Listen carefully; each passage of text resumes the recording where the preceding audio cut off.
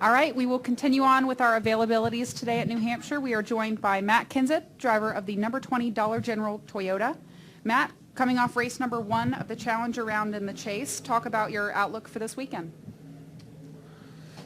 Just look forward to getting to work. We ran pretty good here in the first race. Kyle was able to win. I don't remember where we finished, but we ran pretty decent. So just looking forward to getting rolling today and see what we got.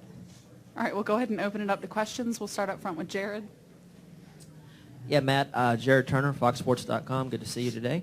In the past, we've seen NASCAR from time to time penalize drivers for closed fists in fights.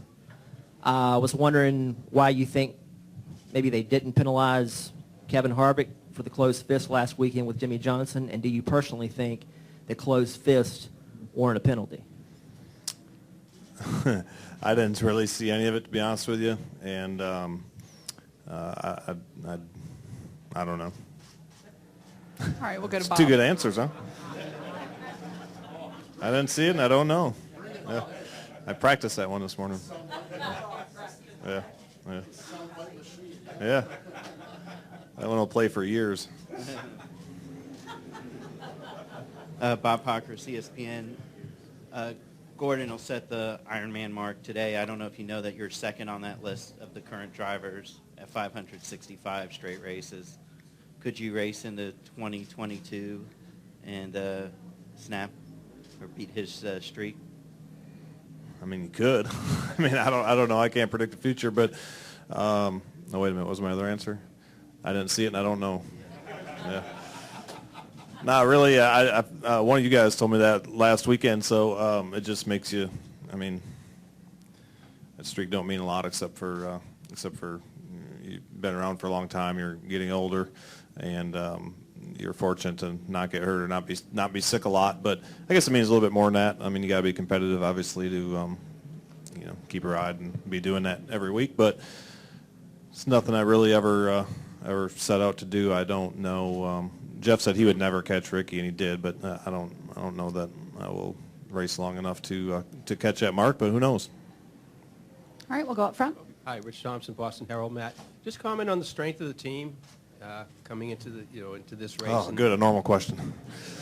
I mean, I feel like my team is real strong. I think as an organization, we're really strong right now. There's always improvements to be made. You can always be doing better. No matter how good or bad you're doing, you always look to improve. You always try to look over everything that's going on and try to figure out how to do that better. Certainly the last few months, the JGR Toyotas have been strong. So hopefully we can continue to improve and continue to keep getting better the next 9 weeks and keep getting some results. All right, we'll go to Pat and then over to our left. Pat Ticola, NASCAR.com. Matt, when we were here in July, it was kind of a weekend just totally dominated by JGR and Penske, and really since then, that's been the story of NASCAR. Do you see that continuing throughout the chase, and do you see the 22 and the 2 as your main competitors other than your teammates? Well, I don't know about that. Last weekend, you seen the Chevys show up with a lot of speed that we haven't seen lately. The 4 and the 41 were unbelievably fast. The 48 was way better than they've been in the last few months. So you just don't know. You take it 1 week at a time. Like I say, keep trying to improve your stuff. Keep trying to make the stuff better. Try to do a better job. Show up every week, put your best foot forward, and hopefully, and keep getting better. But you get down to this time of year, everybody's. Like I said, you saw it last weekend. You've seen some cars that were, in contention to win, and we're probably going to win under different circumstances than you've seen the last couple of months. So just got to keep working on it. Matt, Drew Bonner from the Concord Monitor. When you hear people talk about this time of year, it seems like there's a mix between wanting to find that next level, that next tier, raise your game, and also sticking with what worked to get you here and everything. Can you just talk about finding that balance, between staying with that, but also trying to try new things and raise it? Yeah, that's a good question. It's there's always that balance. You can't. It's easy at times to get stuck on doing the same things. That's working for you. That maybe worked for you a few months ago because you ran good and had success. But you also have to be looking to get better. That's always a balance. Things change so fast in the sport. You see teams. run really good, then they'll get behind for a while, get ahead for a while. You kind of see that. So I think you got to keep the same approach all the time. Keep trying to get better, no matter how far ahead or behind you think you are. I think you always got to, keep trying new things, keep trying to develop new things to keep making your team stronger. So certainly that's a balance. You always, if you're kind of lost and not running as good, you look back at notes from the previous times and trends and things like that, and try to use that knowledge to make your stuff better. But like I say, you're always trying to get better, and to do that, you got to try new things, develop new things, and kind of go down that path as well. All right, we'll go to Steve and then Dustin. Steve Richards with PRN. Matt, how much of a boost would it be if Harvick was eliminated in the first round? I honestly don't think about that. I mean, we just really think about ourselves and try to show up and run the best we can each and every week. So there's still 16 guys in this to make the top 12, and once that's over, hopefully we're in the top 12, and we can look at what's going on there. But really, it's so competitive. You just keep running. Try to stay on your game and worry about your own car and your own team, and try to finish the best you can and go from there. Dustin Long, NBC Sports. Can you give me a sense of perspective? Last year, when you went into Dover, 8th through 14th was separated 6 to 8 points, so it was a tight window. For as much as I know you want to keep every race the same, was it more challenging, or what was the mode, the atmosphere, whether you might experience that again this year, or what others might go through going into Dover next week?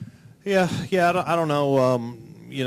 Last year is a different, we're in a little different spot than, at least it feels different than what it is this year. You never know what spot you're going to be in. You never know when you're going to have a bad race. You're going to get eliminated. You just don't know when that's going to happen. But, last year we came into the chase with some consistency kind of on our side, but really not performing well at all. Where this year we've come in and we've been performing much better than we did last year on an average. I feel like we got faster cars when we go to the track. If we do all the right things, we got cars that can win and all run, in the top half of the top 10. I feel like if we do everything right with them. So last year we didn't have that. Last year we were more, 10th to 15th place cars.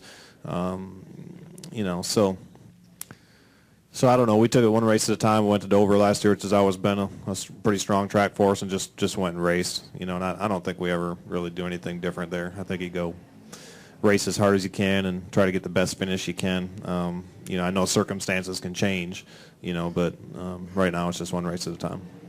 All right, we'll go to Rich and then Steve. Hi, Matt. One more time. Did you guys test here in 2015, and what's the strategy for winning on this track? This year, no, I don't. Was there a test up here this year? I don't know. I was not here. I didn't think there was a tire test this year, but there might have been. So I don't know though. Well, in the first race here, the conditions were a lot different. It was really, really hot, probably the hottest race we had of the year. It was really difficult to pass in the spring. I think with the horsepower reduction and the track bar and some of that stuff we did, it seemed like it made it a little tougher than it was in the past. So I think that, qualifying, restarts, pit stops are probably the most important thing here right now. Steve? Steve Post, Motor Racing Network. Matt, you're in kind of a unique spot because... Can you speak up a little bit, Steve? I know. Can't hear me, right? Yeah, exactly. Peanut gallery. You're in a unique spot in that all four Gibbs teams are performing so well. We've seen historically in the sport, this is so difficult to achieve. How are you able to achieve it, and why is it so elusive to achieve what you guys are been able to do over the last couple of months? Well, that's a good question. I wish I had a good answer for that. I don't know, except for, it's a strong organization. We have great people there. I feel like really, before we had the fourth team, I feel like on average the three of us were really strong as well. It's just in the, a little less than 3 years I've been there, we've had Denny out for half a season with a back and some other things. We've had Kyle out for half a year with broken legs. We've had, we've never really had that consistency. But when we've all been together for a period of time, I feel like we all ran fairly similar and we're all capable of winning.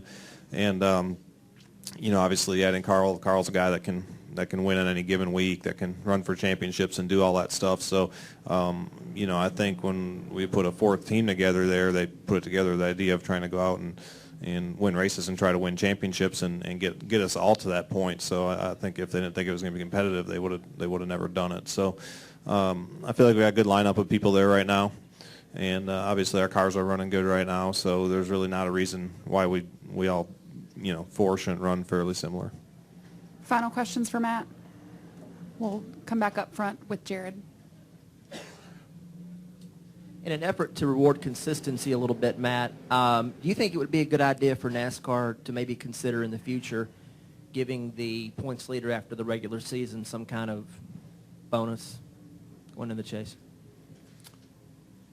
Man, I think they kind of do in a way, but there's been so many changes here the last 10 years with formats and systems and everything else. I don't know. I got to just concentrate to remember what it is right now. So I think that if we can keep some consistency for a while, I think that'd probably be good for the fans, good for everybody. All right, Matt, thanks for joining us, and good luck this weekend. Thanks, guys.